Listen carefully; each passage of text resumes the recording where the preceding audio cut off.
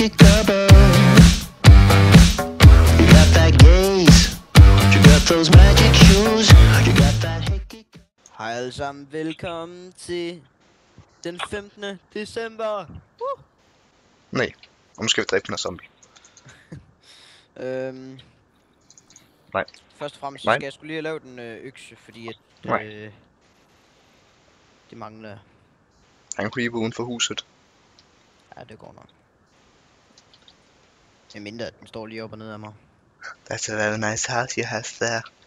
Ja, for sat. Lav lige sådan en bitte hjem her. En axe der, ja. Fuck.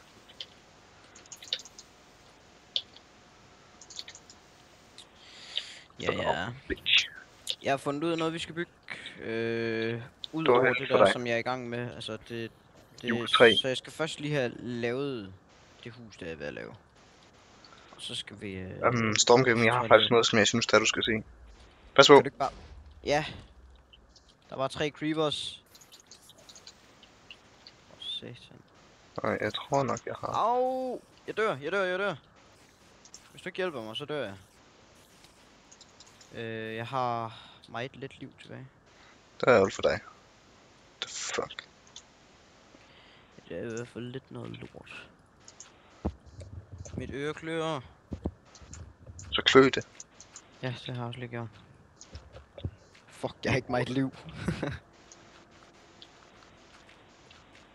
Så regener jeg bare lige lidt her.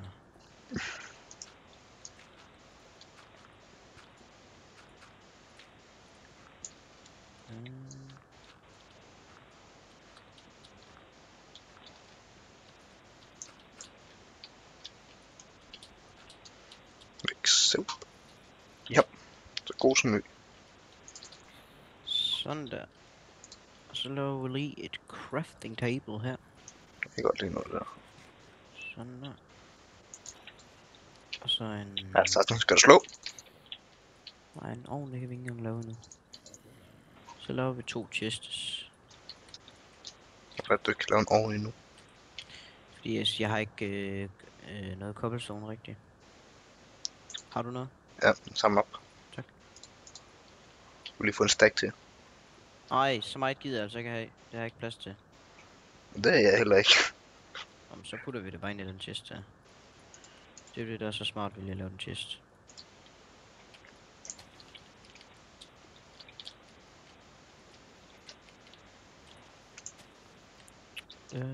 Jeg skal godt nok lige have lavet en dør meget hurtigt.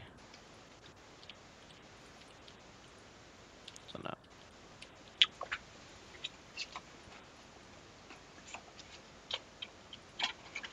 Jeg er nogle tips imens. Det var... Jeg synes, det er ligesom om, at de ikke rigtig kan ødelægge en dør zombierne mere. Hvad snakker du om? Jeg synes ikke rigtig, de kan banke på dørene mere. Nej, de vader bare direkte ind. Skulle nogle uhøflige nogen. Nå, nej, men altså, den bliver ikke ødelagt mere døren, ligesom førhen. Hvad snakker du om? Ja, førhen, da der kom en zombie tæt på en dør, så bankede de sådan nærmest på, så begyndte døren lige så stille at krakelere. Jeg kunne hvis der er nogen indenfor. Ja, og det er jeg jo lige nu, og lige nu gør den det ikke. Og nu gik den så igen. Klart noget øje på mig. Kan jeg komme ind? Ja.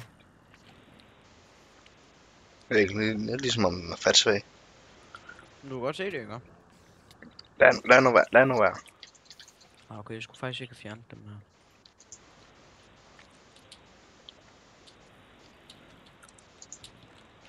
Lige ud med det her cobblestone her. Fuck.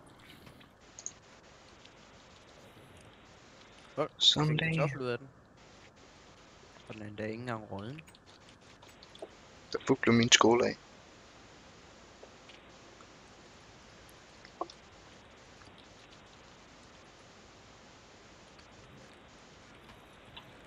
Nå, jeg laver bare nogle nye.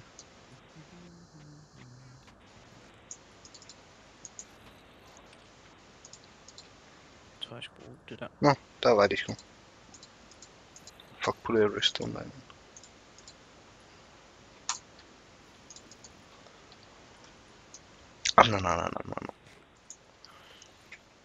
Nej. Chips. Jeg ved, du hælder dem, så du kan blive lidt fed. Mhm. Du skulle jo nødig være tynd, når du skulle slagtes. Når du skal slagtes.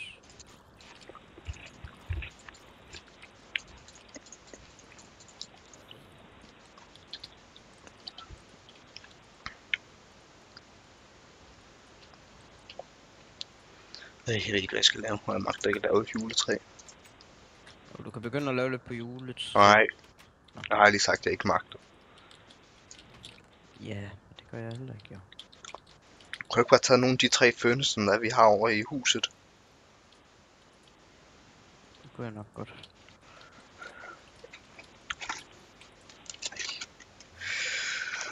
Uden chips og sodavand duer helten ikke. Nogle gange jo. Mhm. Nå.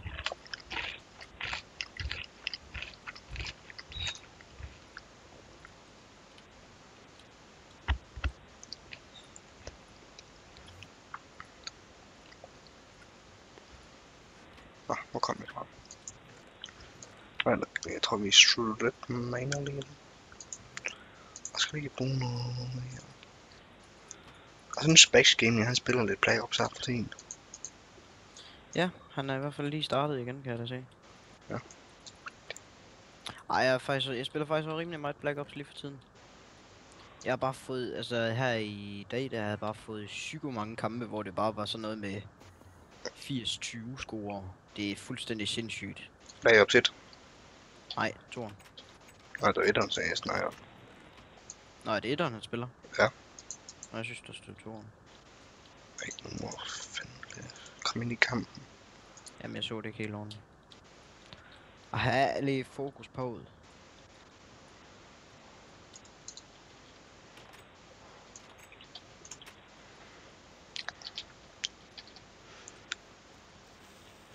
Godt shit.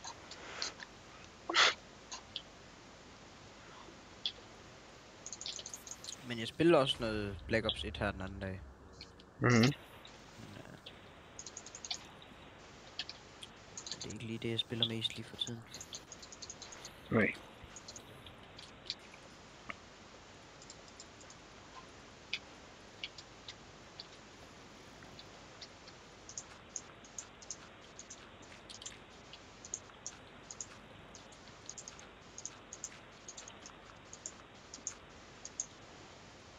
Okay, jeg er på ingen måde nok til det her.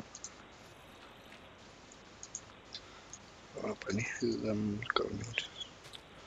Så nu begynder det sgu at ligne noget, det hus her. Så. Sådan der. Sådan der. Sådan der. Skal jeg lige gøre noget. Jeg tror lige, jeg kommer og planter den her potato. Potato på fucking tato. Havde du sat timeren egentlig? Nej, jeg har taget et stop ud. Okay, hvad står det på? Nej, Næsten 9 minutter. det med mand. Så kan du lære det, så kan du lære det. Ja, Så kan det rent faktisk være, at du kan lære det.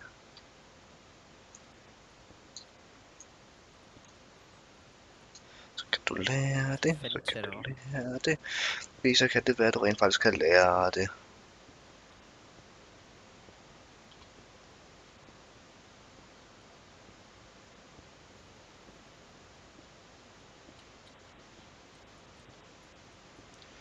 Jeg arbejder på min mine hele dagen lang.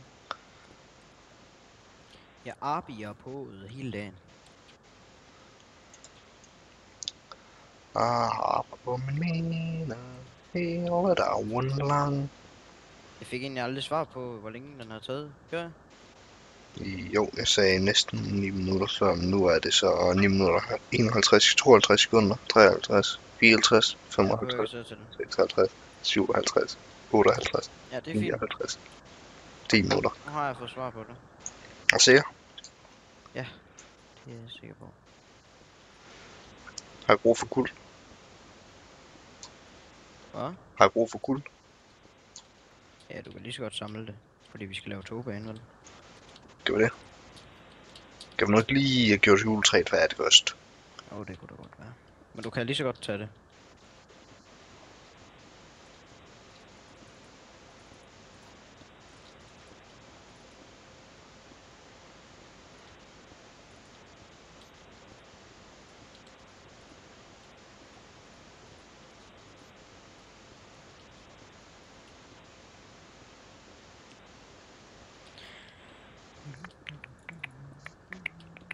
Jeg tror det, vi fjerner den der. What the fuck fik jeg en vide ud af det? Nej. Nej, det får man da ikke. Hvad fik du at vide af? Jamen, det var ikke noget, det var der. Bare fordi jeg troede, jeg lige blandede en seed, og så kom jeg til at hoppe ovenpå, så lignede det, at der kom en hvide ud af det. Men det var bare det seed, der kom ud af det igen. Mhm. Hvis du forstod det. Nej. Nej, bare glem det. Okay. Du må kigge min video, så finder du ud af det. Nej, det gider jeg ikke. Jeg får nemlig flere views.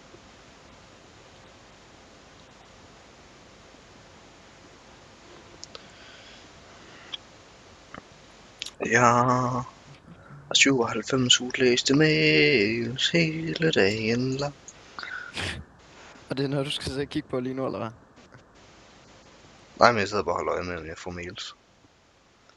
Venter du der på en mail? Ja. Fra hvem? Det ved jeg ikke. Nu dobbeltklikkede den kraftedeme igen min Razer Mus.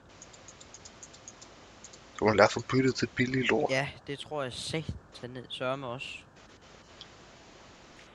Jeg tror jeg går ind og bytter det. Fordi det kan jeg da godt nok ikke leve særlig længe med dig. Skal du lære det? Skal du lære det? Så har du rent faktisk en chance for at lære det. Ja.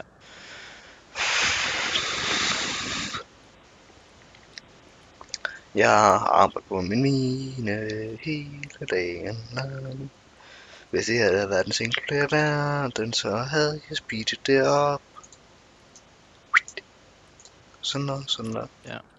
Sådan der. Tror jeg faktisk også, jeg snart begynder med, fordi det må da være kedeligt at sidde og kigge på, at man bare sidder og miner. Men det er også bare sådan, når man så finder noget godt, så... Whatever. Så er det bare pause videoen. Ej, det skulle lige... I'm missing cobblestone. How the fuck kan man cobblestone? Den der. Der dobbeltklikkede den fandme igen. Nå, det var ærgerligt for dig. Nu står jeg oven på den blok, hver gang jeg sætter en. Og så sætter den jo bare 2. Kan jeg ikke leve med. Oh.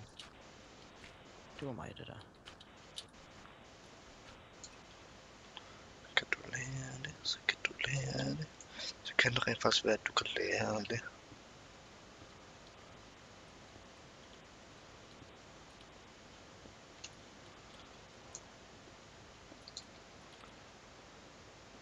Cool. Hej med på. I Runo.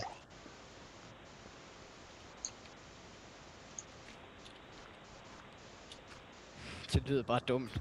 Fuck, man, jeg røg ned på 90 frames. Men jeg kan mærke det. Sådan der. Kører på 180 igen.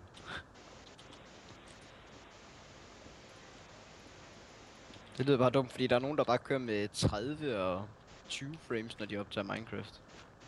Jeg ved ikke, jeg ved ikke rigtigt om det er rent faktisk, hvad jeg kører med, men der står 30 derovre. Der hvor jeg. Jamen, det er det den... Ja, Det var mange frames. ja det lyder bare dumt, fordi at du burde jo have flere, fordi at det er jo ikke nogle lorte grafikkort, du har. Nå, men det kører jo også helt glat. Så jeg tror ikke, Ja, jeg tror ikke, den måler, hvor meget... passe, fordi at... nej, men jeg tror ved min, der tror jeg ikke, den måler, hvor mange frames, der jeg kører med, men snarere, hvor mange frames, der den optager med. Ja. Ja, fordi at... Altså, min den måler stadigvæk, selvom jeg optager, og jeg har sat den til, at den skal optage med 30 frames. Så måler den stadigvæk på, hvor meget Minecraft, eller hvor meget applikationen den kører på, ikke? Så jeg ved ikke lige, hvordan man kan gå ind og lave det om. Jeg skulle ikke fuck it, jeg lavede. Nå, nu tror jeg, jeg begynder at lave det der. Som jeg gerne vil lave. Det var det brugt alt for dig. Ja, det er simpelthen fint. Ja, det der. Gravel. Jeg skulle nok sådan en cobblestone.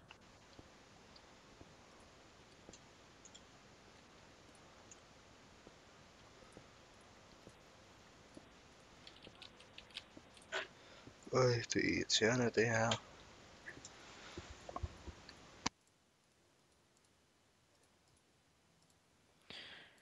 Sådan der. Der. Sådan der. Hold op. Skulle du? Hvad? Hvad skulle du? Hold op, bare en far, der kommer snart og sagde noget. Det var fordi hver gang du kommer tilbage, så støjer det helt vildt. Ja. Det gør det så ikke mere lige nu.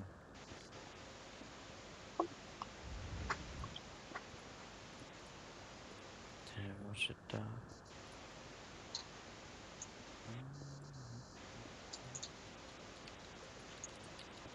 Ej, nu begynder det fandme at blive mørkt, gør det ikke? Og det ved jeg ikke. Jeg ved, der kun er en 4 minutter eller sådan noget tilbage, for der er gået 20 minutter. Ja. Cirka 3,5 minutter fra nu af. Bare sådan rent gæt. Ej, fuck.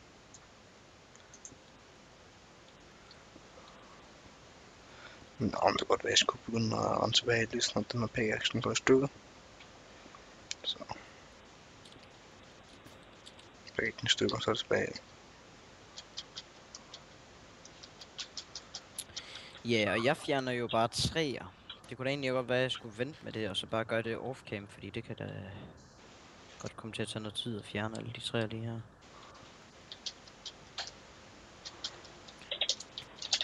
Nej! Det næste projekt, det bliver også bare sådan et hus. Noget skulle jeg reagere på det ret, der var kommet en zombie der. Og bare sådan, vi går bare lige ud.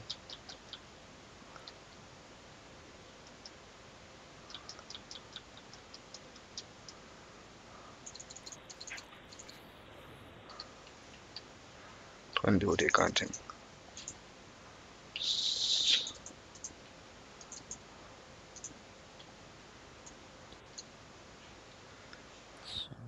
Så begynder det sgu at hjælpe på det, du.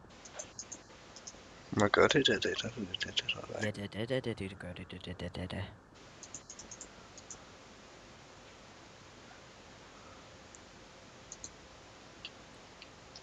Så får vi da også en masse af det her grimme træ her ud af det.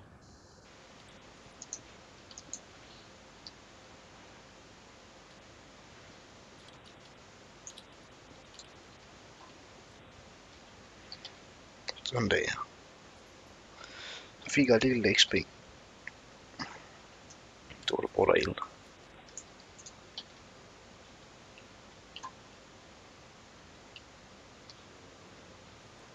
Ja, men jeg ved ikke, hvad står din timer på? 18 minutter og 33 sekunder. Nå, Vil du have det mere præcist? nej. Tænkte jeg nok. Har du også millisekunder der? Ja, det viser den også rimelig bare, at man kan ikke rigtig følge med. Nej, det er også det. Chunk fail. Åh.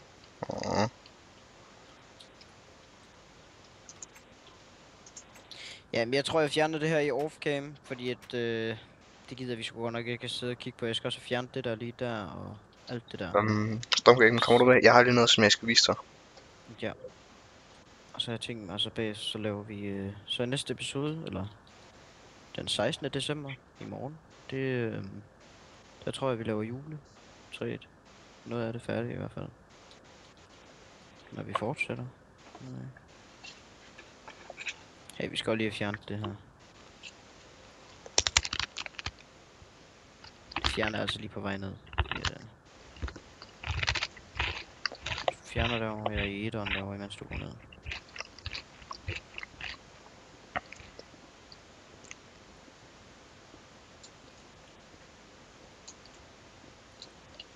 Sådan der. Hvor kommer se, hvad jeg har lavet? Ja, lige et øjeblik. Og det er noget, der duer, eller hvad? Vil du have noget ordentligt mad? Ja, det går nok. Nu sidder bare et håndtag der, så jeg hurtigt kan komme ind og ud. Men prøv at se, hvad jeg har lavet. Ja. Så er det meningen, at jeg skal komme noget græs hernede, så jeg Det skal er en AFK-pool, den er. pool party. Den er mega nice, en AFK. Ja, det er faktisk et trick, hvis der er nogen, der ikke kender det, så er det her meget enkelt. Du har en Der sidder trappe et der. skilt lige her. Som Så der er der en trappe lige der. Den der vej, sådan man nærmest går op ad den der. Og så har vi sat en vandblok, eller taget en spand, og så sat vand der oven på den trappe der. Og det Så har vi der, sat en stolpe herinde midt i, og så selvfølgelig en kant rundt om. Så skiltet lige der, så stille uden jeg gør noget. Nu rører jeg ikke ved noget. Så kører den selv. Altså, det er bare sådan en AFK-pool. Man kan også godt selv lave en linje og lave nogle andre ting ved den og sådan noget. Så du kan lave sådan fandme, du kan lave en hel rutsjebane, hvis det er det, man vil lave selvfølgelig. og det der skilt der, det gør egentlig bare så, at vandet ikke bare flyder den anden vej, fordi så virker det ikke. Nej, så ellers så, det er en meget fed lille AFK-pool. Ja. Jeg vil stå her og slut. Ja, det ser sgu da meget godt ud. Ja. Jamen, og så vil jeg ellers bare lige få fjernet det træ der til den 16. i morgen. Og fordi at det regner jeg sgu ikke rigtig med, at de gider at sidde og kigge på. Så, men tak fordi I gad at kigge med. Og jeg ved ikke, om du lige har noget at sige? Nej, det har han ikke. No Fab Dry. Ja. Vi ses, YouTube. Det er sikkert.